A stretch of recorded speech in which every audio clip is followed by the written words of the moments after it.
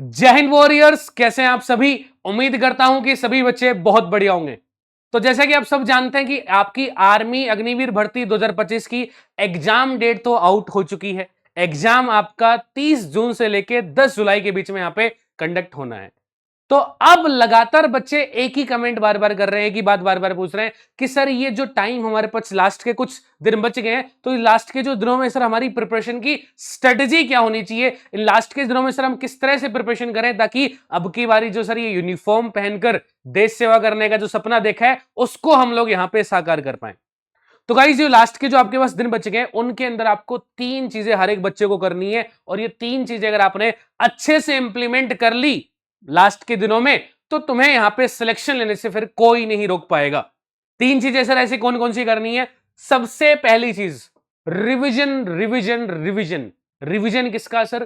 Complete आपने जो syllabus पढ़ा है मेरे भाई, है ना, हर सब्जेक्ट का कंप्लीट यहां पे आपको रिवीजन करना पड़ेगा ताकि आपको क्लैरिटी रहेगी कि अगर मान लो, देखो क्या होता है, पेपर में क्वेश्चन आया, पेपर में अप्रोच क्या होनी चाहिए कि सर इजी क्वेश्चन आएगा गया तो वो छूटना नहीं चाहिए। अगर मान लो तुमने कुछ कुछ चैप्टर लास्ट के दिनों में देख लिए और एक चैप्टर छोड़ दिया, उससे अगर इजी क्वेश्चन आ गया और तुमने उसको नहीं पढ़ा था तो फिर तुम्हें दिक्कत होगी यार कि ये चैप्टर मैं स्किप करके आया था। तो एटलीस्ट इन लास्ट के दिनों में बच्चा कंप्लीट सिलेबस का रिवीजन तुम्हें एक बार हर सब्जेक्ट में करना ही करना है, ताकि हर सब्जेक्ट का इजी क्वेश्चन तो बहुत आसानी से टैकल कर पाओ। हर बच्चा कर पा रहा है, तुमसे भी वो क्वेश्चन बनना चाहिए। डिफिकल्ट आए तो और बात है।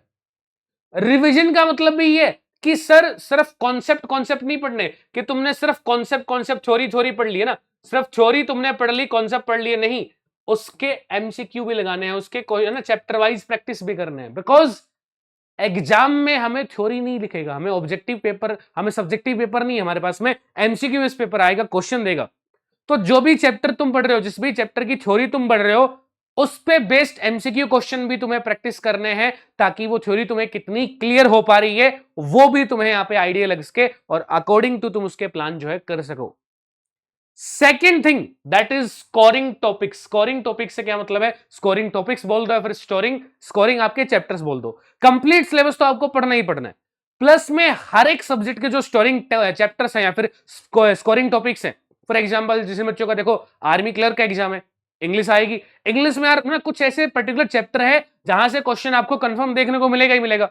वॉइस हो गया, नरेशन हो गया, आपके पास में टेंसेज हो गए, प्रीपोजिशन हो गया ना, ये कुछ पर्टिकुलर चैप्टर जहां से क्वेश्चन आता ही आता है। हर सब्जेक्ट के कुछ ना कुछ स्कोरिंग टॉपिक स्कोरिंग चैप्टर्स होते हैं जहां से कि फिक्स है कि क्वेश्चन आने ही आने हैं। तो इन स्कोरिंग टॉपिक्स चैप्टर्स को आपको सबसे पहले प्रायोरिटी पर रखना है, सबसे पहले उन्हें कवर करना है, और वो भी बहुत अच्छे से, बिकॉज जहां से क्वेश्चन आने की पॉसिबिलिटी सबसे ज्यादा है। तो वो चैप्टर इतना स्ट्रांग होना चाहिए, उससे इजी मॉडरेट डिफिकल्ट किसी भी लेवल का अगर एग्जाम में क्वेश्चन पूछा जाए आपसे तो उसको तुम बहुत आराम से टेकल कर पाओ। उनको आपको बहुत अच्छे से प्रायोरिटी में रखे बच्चे प्रिपेयर करना है स्कोरिंग टॉपिक्स को। Third thing is mock. Mock complete syllabus के मॉक लगाना स्टार्ट कर दो। एमसीक्यू लगाओ सिर्फ चैप्टर वाइज फिलहाल के लिए, और कंप्लीट सिलेबस के मॉक लगाना क्यों जरूरी है? देखो कुछ बच्चे होते हैं कि सर हमने मेहनत तो बहुत की थी, सर मैं सारी नोटबुक चाट गया था, एकदम सारे नोट्स सर याद थे, लेकिन सर फिर भी सिलेक्शन नहीं हुआ। वो गलती कहां करते हैं? वो करते हैं गलती थर्ड स्टेप में, that is mock test. Exam के टाइम मॉक नहीं लगाते। क्यों मॉक लगाना क्यों जरूरी है भाई? गिवन टाइम में विद एक्यूरेसी तुम कितने क्वेश्चंस है ना सही से अटेम्प्ट कर पा रहे हो वो तुम्हें जानने को मिलेगा मॉक से ही। मान लो लेट से कोई क्वेश्चन है भाई मैथ का, को तुम्हारे पास कोई क्वेश्चन दे दिया, तुम उसको करने में 5 मिनट लग जा रही तुम्हें ना, तो तुम क्वेश्चन तुमने कर दिया, लेकिन क्या एग्जाम में करने लायक है 5 मिनट में? नहीं। एग्जाम में 5 मिनट का क्वेश्चन है तो भाई स्किप करो, बिकॉज बाकी जो क्वेश्चन आ रहे हैं वो तुम नहीं कर पाओगे, टाइम तुम्हारा वो कंज्यूम होगा, है ना। तो क्वेश्चन कैसे करना है, स्किप करना है किसको या फिर इसको अवॉइड करना है ना, और किस स्पेस में करना होता है चीजें, वो तुम कैसे सीखोगे? वो सीखोगे मॉक टेस्ट, है ना। तो मॉक टेस्ट लगाना स्टार्ट करो, और वो भी उसको एनालिसिस करके ना, मॉक टेस्ट लगाया तो तुम्हें उसका वो पता चलना चाहिए कि कौन सा क्वेश्चन स्किप करना था।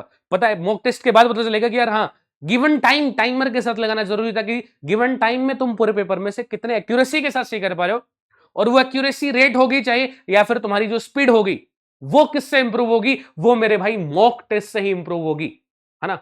जो तुमने तैयारी की है और ये जो सिलेक्शन के बीच का रास्ता इसी मॉक टेस्ट से होके गुजरेगा, बिकॉज प्रैक्टिस डिमांड करता है भाई एग्जाम, है ना। तो वो चीज करनी ही करनी है, और इसके लिए डरने की क्या बात है, जब डिफेंस वाला टीम तुम्हारे साथ है। हम भी कुछ आपके लिए कुछ खास प्लान कर रहे हैं यूट्यूब पे, जल्दी आपको इसका रिगार्डिंग भी अपडेट मिल जाएगी, ठीक है ना। तो हर एक बच्चे को जुड़े रहना है, और ये जो 3 स्टेप बताए हैं मैंने भाई, इनको जरूर से जरूर हर एक बच्चे को, ये जो आखिरी का टाइम बच गया है, इसमें जितना है दम लगा दो, और बढ़िया से अब की बारी जो अपने आर्मी में जाने का, आर्मी की यूनिफॉर्म पहनकर देश सेवा करने का मेरे भाई तूने जो सपना देखा है, उसको यहां पे साकार करके दिखाना है, ठीक है। साथ ही साथ मेरे भाई, ठीक है, मैंने जैसे बताया, तो बाकी आपके एग्जाम के रिगार्डिंग कोई भी अगर इंपॉर्टेंट अपडेट आती है, तो आपको बेसिकली हमारे जो भी सोशल मीडिया हैंडल्स है, चाहे इंस्टा हो गया, चाहे व्हाट्सएप या टेलीग्राम, इन सब पे आपको जुड़े रहना है, ताकि आपके एग्जाम के रिगार्डिंग कोई भी इंपॉर्टेंट अपडेट आएगी तो सबसे पहले प्रायर हम आपको यहां पे प्रोवाइड करेंगे, अलॉन्ग विद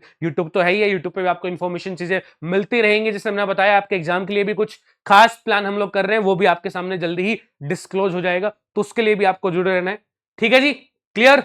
तो 3 स्टेप गाइस जो मैंने बताया है, revision, scoring topics, complete revision plus में स्कोरिंग टॉपिक्स, एमसीक्यू भी लगाने चैप्टर्स के, और मॉक लगाने ही लगाने हैं, ठीक है। 3 स्टेप को अच्छे से फॉलो करना है, और अब की बारी फाइनल सिलेक्शन लेके मेरे भाई सभी वॉरियर्स को यहां पे दिखाना है, गॉट इट। तो आज के इस वीडियो को गाइस रखते हैं इतना ही, मुलाकात करेंगे आप सभी से फिर नेक्स्ट वीडियो में, मिलते हैं नेक्स्ट वीडियो में, टिल द टाइम जय हिंद।